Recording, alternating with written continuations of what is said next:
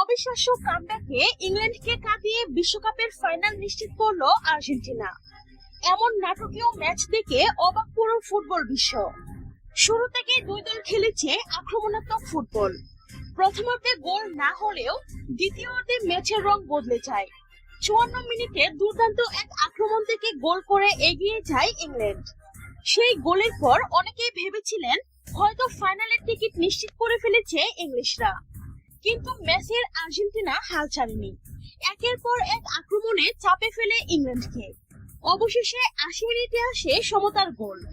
সেই গোলেই যেন নতুন করে প্রাণ ফিরে পায় আর্জেন্টিনা। এরপর ম্যাচের শেষের দিকে আবারও ভয়ঙ্কর আক্রমণ চালায় মেসিরা। দুর্দান্ত এক সুযোগ কাজে লাগিয়ে আরো একটি গোল করে ম্যাচের মোড় পুরোপুরি ঘুরিয়ে দেয় আর্জেন্টিনা। মুহূর্তে উৎসবে মেতে ওঠে খেলোয়াড় ও সমর্থকেরা। শেষ বাঁশি বাজতেই 2-1 গোলের অবিশ্বাস্য জয় নিয়ে বিশ্বকাপের ফাইনাল নিশ্চিত করে আর্জেন্টিনা।